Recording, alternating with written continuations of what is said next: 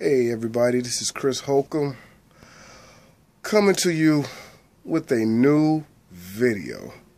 I guess you would say it's about time. Either way, definitely want to give you guys something coming down the pipeline that'll help you guys with your real estate you're doing, and as well as with my journey. So this video, as I did on my last video dealing with contractors, I want to give you roughly 3 to 4 keys of preventing one of them is going to be preventing bad tenants, and I guess the other 2 points would be dealing with bad tenants. If you're a real estate investor, I don't know why I do that, but to give you guys this video for real estate investors, a lot of you seasoned real estate investors know the deal. You have dealt with tenants, you know pretty much the A to Z. This is more for new investors or investors that are in the in-between. Should I do one thing or should I do another? Should I do this with this tenant or not? Understand, it's all business. It's not personal. Never for you as the business owner, the investor, make it personal. Why should you? Honestly. They can make it personal because, let's think about it, they are, most of the time, if it's a bad tenant, that's all they've been doing is making it personal. So let's make sure we don't do that, because to me, when emotions get involved, you make unlogical choices and things begin to get out of hand. And when they get out of hand, then situations doesn't get resolved in a professional manner. So remember that. Key thing. And the reason I'm bringing this topic up because I have a dear friend that has went through a bad experience with a tenant. My thought process is anything is an experience. Bad or good, it's an experience. It's a learning process. Either you learn from it in a positive way or you learn from it in a negative way. A lot of people have learned things in a negative way and they don't do it again because of the bad experience. If they look at it as a learning process and just an experience, then it won't deter you. You learned something from that and now you know how to do it better. If you fall off of riding a bike, you get back on it and you ride. Eventually you become good. Now you're no hands, you want to pop wheelies, but think about it. You were falling off of it, you didn't get discouraged. You kept doing it because you wanted to achieve this goal. Same way with dealing with tenants. So I got to stop touching my nose. I don't know why. My sinuses have been kicking in with the snow and this rain and all this bad weather. It's just draining. So forgive me on that. Just a little personal information. I'm sorry about that. So check this out. Pretty much the 3 keys. Number 1, when preventing, pretty much this is a preventing step, I would say, is do your due diligence. This goes back to every root of everything in real estate. Pretty much in life, pretty much, if you really think about it. Do your due diligence. Do your homework. If you ain't doing your homework in school, you ain't gonna do your due diligence in life. And then that's gonna make sure a lot of things don't happen the way you plan. So do your due diligence, meaning find out about the tenant.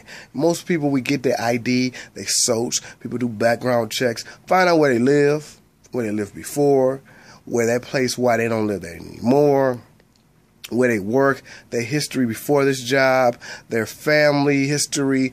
I will find out anything possible, their credit history, which you probably do in your background check. Make sure this person fits what you're looking for, not what they're looking for. Because you giving a 3-bedroom brick bungalow, you're going to get every Tom, Dick, and Harry that's going to want to rent it if it's at a reasonable price. Make sure your price is fitting also, because if your price is fitting or is common to everybody, you're gonna get an everybody person. But if it's a little more exquisite, saying the average price is $500 in that area and doing $650, well, it must be worth $650. You'll get a $650 tenant. So think about that when you're also setting your price. But do your due diligence. I would not leave any stone, rock, boulder unturned.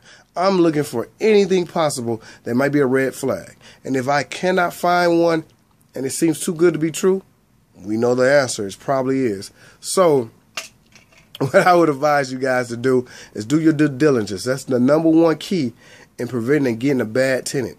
Number 2, make sure you have all your information. When you get the tenant, make sure you have all your stuff documented. That's the number 2 step. And this is preventing and dealing, because if you prevent and you got all that in order and they don't match up to what you need in the application, then you cut them loose. This is also a great point when they become a bad tenant. Well, your lease contract, your land contract documentation, your rental contract has all the information. It specifically makes sure it's dummied out, meaning it's dumbed down to the last degree. So everything is specifically explained. So there's no loopholes, no getting around it. So it's ironclad, not only for you but for the tenant, to let them know what they should expect and what you will want and what they will want from you. So when they sign it, you both are in agreement. So when anything goes wrong, you go to court, it explains itself easily. So make sure you have everything dumbed down. Make sure your contract is specific. Do not leave anything out of it. That's number 2. Number 3, I would say make sure you know how the system works in the county you're working with. If it's a 31-day eviction notice, 14-day, make sure you know how you got to deal with those processes, bad or good, because you want to be prepared. So that's preparation. Again, similar to due diligence, but to me, that is one of the biggest things. So you know what you have to go through in dealing with this person. And make sure you have, I would say, that money set aside. If you got to get a dumpster and it's $300, you should have that set aside if you collect the rent from this individual. As one of your miscellaneous things within your estimate and analysis of this property when you rent it out, if it's a rental analysis or a land contract. You have to make sure you prepare for those things, because, hey, you get spend $500 out the blue and get a bailiff. That's a pain in the you-know-what, and if you're not prepared for it, you're going to be even more angry, and that's when you become personal. Don't be that way. Be prepared. Now, those things I would believe are key steps of dealing with bad tenants. Is also putting you in a position to be prepared to prevent getting bad tenants. So I just want to share that information. My last number is 4. So it's 4. It's not 3. This one, short and sweet. Don't be a landlord. Property management is the way to go. Do your due diligence with that.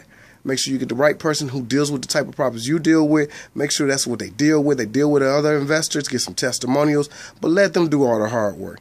Hey, 10% of your fee, I can do that. If I'm doing $750 and they get $75, that's cool. Over a year's time, if they getting $750 or $7,000, I don't know. It's worth not to have the headache. Do not be a landlord. Do not be a DIY, a do-it-yourself, or whatever the damn acronym means, person. Don't do contractors yourself. Don't do your own rehab, and don't put your own tenants in there. Be resourceful. Get people who specialize in it. Don't be one of these guys that want to do everything. Secondly, don't go to somebody that does everything. So that's what I want to share with you guys today. Follow me on Twitter, Facebook, Instagram. I'm everywhere. Please follow me.